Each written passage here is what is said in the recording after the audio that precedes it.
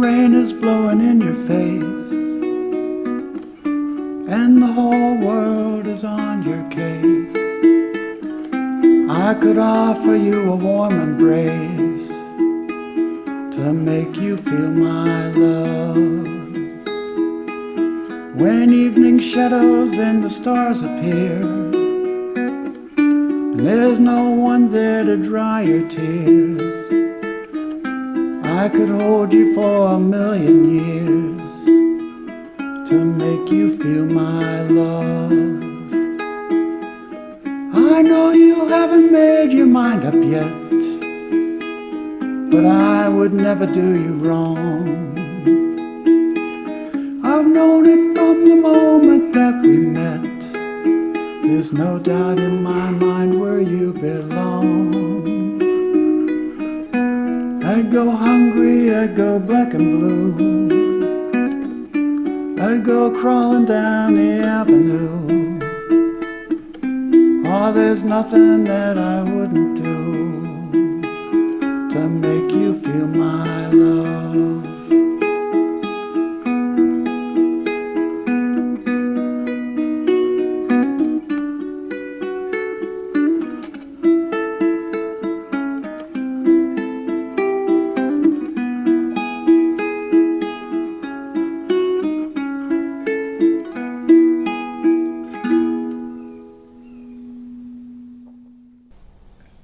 Hey there.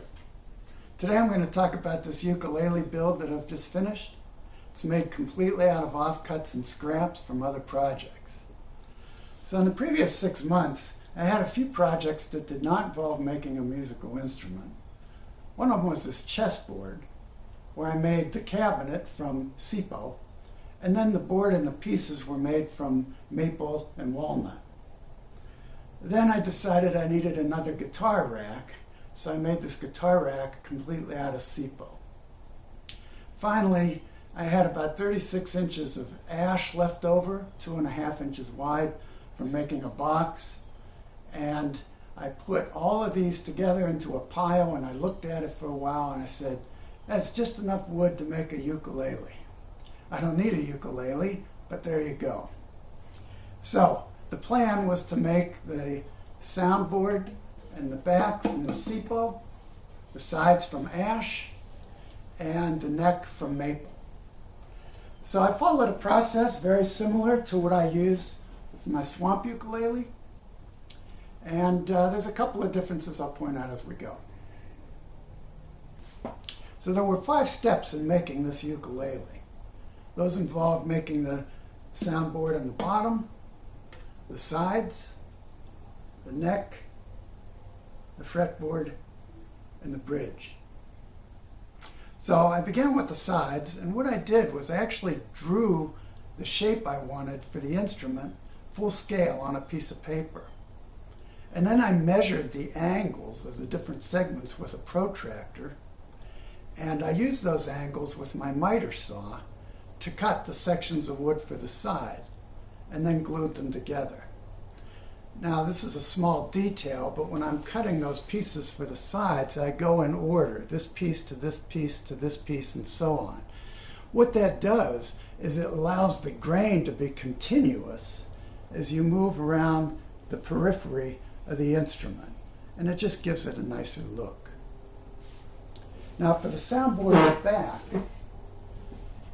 I used 3/4 inch sipo. So the first step was to resaw this into 2 thinner slices, okay? And then once I have those 2 slices, I book match them, and then I thin them with my router jig. So I do that with 2 different pieces of wood. One of them gives me the soundboard, and one of them gives me the back. Next I worked on the fretboard, and for this I used a thin piece of maple I had laying around the shop. To make it distinct from the maple neck, I laminated it with a thin piece of cherry that I had laying around too, just to give this nice little feature here. Now I marked the locations of the frets using an online calculator, and I'm pretty careful about this because you get one fret out of place and it can ruin everything. Then I use a handmade miter box to cut the fret slots, and then I press them in by hand. So next, I worked on the neck of the instrument. And there's two important features about the neck. One is that it has this heel here. That increases the surface area between the neck and the box and gives a better bond when you glue it. The other feature is the headstock, which has this downward angle to it. Okay, now why is that important? Well, what that does is it makes the strings bend as they go over the nut, and that generates a downward force on the nut. And what it does is it prevents the strings from buzzing. Okay? Now, in my previous builds, I made the neck from a single piece of wood because I was starting from a log, okay? And the log was thick enough to just make the whole thing. But here, I was limited to a 1-inch thick piece of maple. So making the heel was no problem. I just added another piece of maple to it. Headstock was a little bit of a challenge. I used what's called a scarf joint. So to make a scarf joint, you start with a piece of wood and make a cut in it as shown. And then the piece of wood that you cut off, you flip it around. And that's what makes this downward angle. So I don't have a table saw, so I used a jig that I made on my miter saw to cut that joint. And then I flipped it over, and here's the resulting scarf joint. Now, another thing different about the neck is, for most ukuleles, the fretboard is parallel to the soundboard. Okay? For this build, I decided to give the neck a little bit of a downward angle from the soundboard. So you can see what that results in is the strings getting progressively higher above the soundboard as they get close to the bridge. Now, why would you want to do that? Well, this forces a tighter angle of the strings over the bridge, and that generates a downward force in the bridge, which generates a downward force on the soundboard. So the idea is it more efficiently transfers the vibrations of the string to the soundboard. Now that's the theory. Did I achieve that? I have no way of knowing, because the only way to test it would be to use this exact same box with a parallel neck, and I don't have that option. But I decided to try it anyway, just to add another tool to my toolbox. So the last piece of the puzzle for the ukulele is the bridge. Now ordinarily I'd just buy an off-the-shelf bridge, okay? But because I used a neck angle, I needed a bridge that was higher than normal. So I had to make the bridge myself. Now as I mentioned, I don't have a table saw. So what I did was I made this jig that allows me to cut longitudinal grooves on a piece of wood.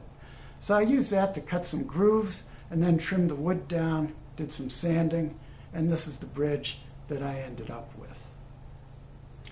So at this point, everything has to be given a final shaping. And then I added the bracing, assembled all the pieces, and then added finish. Finally, I had to put the hardware on. Now I had fret wire in stock in my shop. The only things I had to buy were the tuners, a piece of bone for the nut, and the strings. So all told, the additional cost beyond stuff I already had laying around to make this ukulele was about $12. So that's the story of my ukulele made entirely from offcuts and scraps. Hope you enjoyed the video. Thanks for watching. See you.